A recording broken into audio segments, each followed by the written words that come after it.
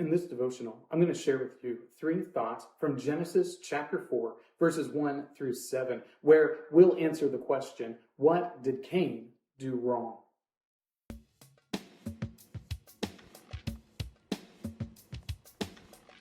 Genesis chapter 4, verses 1 through 7 says, Now Adam knew Eve his wife, and she conceived and bore Cain, saying, I have produced a man with the help of the Lord. And again she bore his brother Abel. Now Abel was a keeper of sheep, and Cain a worker of the ground. In the course of time, Cain brought to the Lord an offering of the fruit of the ground, and Abel also brought the firstborn of his flock and of their fat portions. And the Lord had regard for Abel and his offering, but for Cain and his offering he had no regard.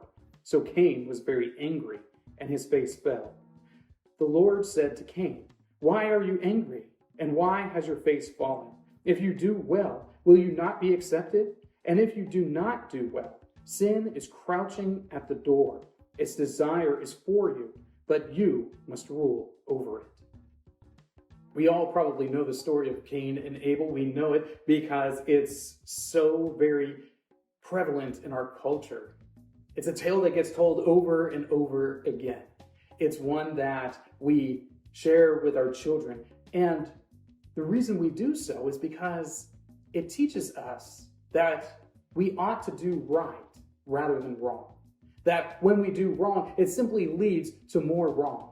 It's the idea that evil begets evil. And if we want to really understand what happened to Cain, then we need to answer the question, what did he do wrong? In order to answer that, here are 3 thoughts from Genesis chapter 4, verses 1 through 7. Thought number 1, insufficient sacrifice. Cain brought an offering to the Lord, and so did Abel.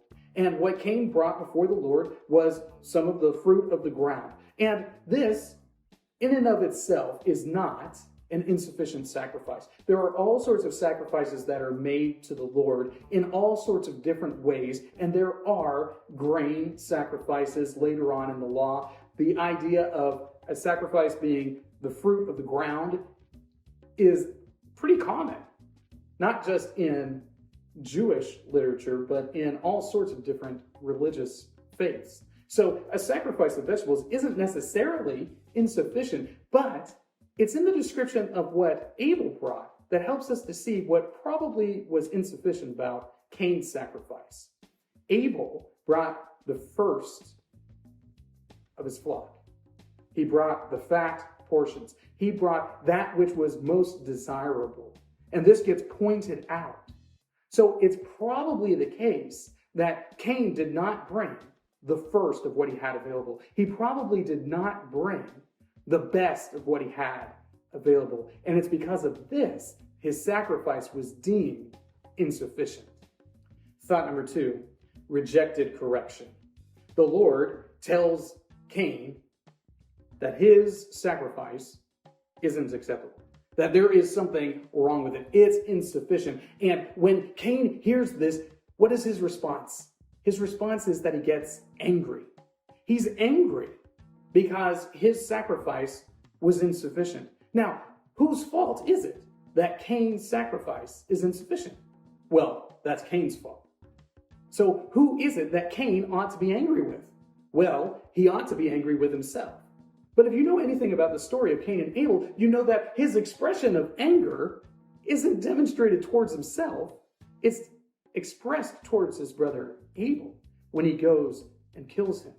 The Lord gives Cain some corrective advice, telling him, hey, if you did what was good, then won't everybody know that? But if you do something that you know isn't good, everyone's going to know that too.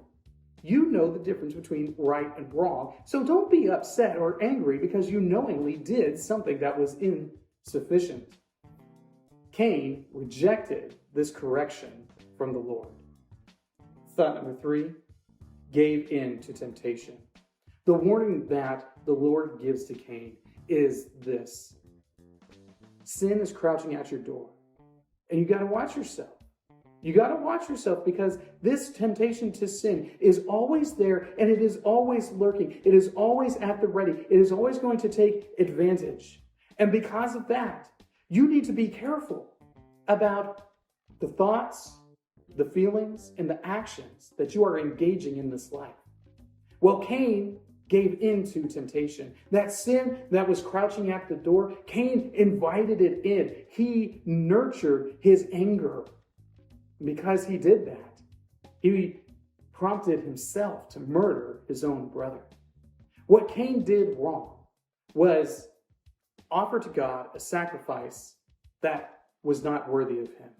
Then he rejected the correction that the Lord provided for him, and ultimately he gave into temptation, and that sin that was crouching at the door, he simply invited in. And we need to learn from Cain's negative example that what we offer to the Lord should be appropriate. When we receive his correction, we need to embrace it, and we always need to be careful of the sin that is crouching at our door. These three thoughts come from the assigned reading of Genesis chapters 4 through 7. If you'd like to read through the Bible with me, you can do so by subscribing to this channel, by clicking on the link in the description, or by joining the Facebook group Through the Bible, where we are reading the text of Scripture together.